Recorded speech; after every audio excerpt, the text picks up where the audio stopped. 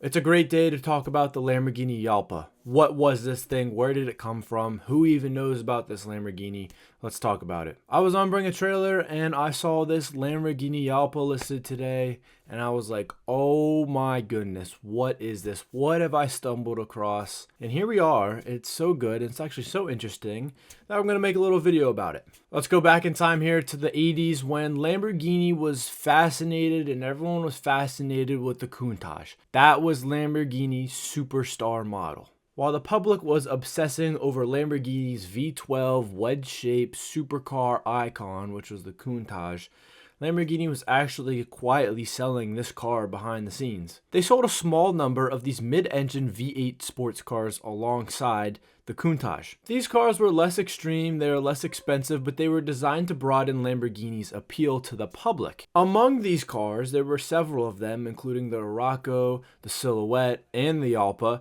The Jalpa was probably the most successful, and at least most complete. Produced between 1981 and 1988, the Jalpa became Lamborghini's entry-level flagship. It was actually compared to the Arauco and the Silhouette, but it was more refined, more usable, and then definitely far better executed. It was clearly an evolution of the Lamborghini Silhouette. I mean, the similarities are pretty shocking. You can see that there was definitely a heavy influence there. Lamborghini offered the Jalpa exclusively as a Targa roof model, which is something the Countach never received from the factory. So that was a little cool bonus there too. Power originally came from a 3.5 liter dual overhead camshaft V8, factory rated at 255 horsepower and 225 pound-feet of torque. This put it in competition with like the Ferrari 308 at the time, somewhere in that range. It was paired with a 5-speed manual transmission, and it was capable of doing 0 to 60 in around 6 seconds and a top speed of roughly 155 miles an hour, which is actually pretty good for the later 80s, and especially at the time given Lamborghini's situation and where they were trying to figure out their audience and what worked for them and what didn't.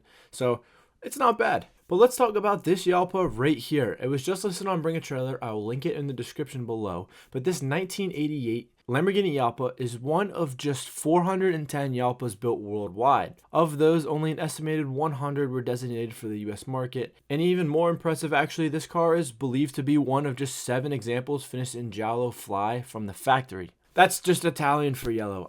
I probably got it wrong. This car was acquired by the selling dealer in 2014 from a New York collector and has clearly been treated as a collector-grade example ever since. The mid-mounted V8 has been upgraded from its original Weber carburetors to a Throttle World Motors electronic fuel injection system, which improves the drivability in cold starts. Recent services include new injectors, spark plugs, an oil change, and fuel system attention, with the throttle control unit previously adjusted for proper operation. Power is sent to the rear wheels through a dogleg pattern 5-speed manual transmission, and both the primary and secondary clutch cylinders were replaced in preparation for the sale. It's finished in the original yellow paint over a wedge-shaped body featuring pop-up headlights, fog lights, a body color front spoiler, a rear wing, a removable roof panel, and out back there's a custom transparent engine cover, plus the V8 fully on display. It rides on body color 16-inch Root OZ alloy wheels, mounted over ventilated disc brakes at all 4 corners.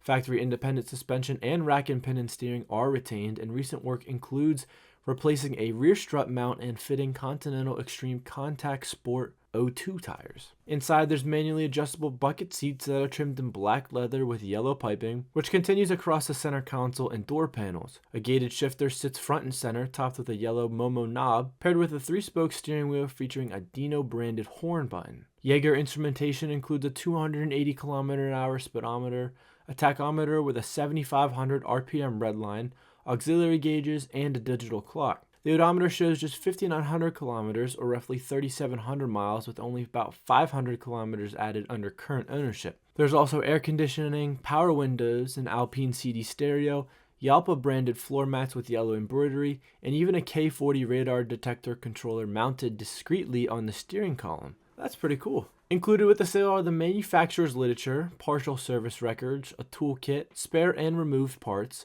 EFI software, a car cover, and a clean New York State title. Today, the Jalpa occupies a strange yet fascinating space in the world of Lamborghinis. Unfortunately, it lacks that hype that the Countach has, and it makes the value fall pretty low, and most people don't even know about this car to begin with. Not to mention, the maintenance on this is kind of expensive because there's not a lot of them out there. It's older, it's 80s Lamborghini, it's obviously going to be very expensive. So if you're looking to get into like collecting a vintage Lamborghini, this probably isn't the way to go unless you have a lot of money and time to spend on this. The cars themselves aren't that expensive, just maintaining them are probably very expensive. But it's rare, it's manual, it's got a cool color, it's a small little mid-mounted V8 supercar almost. And that's all I got for the Jalpa.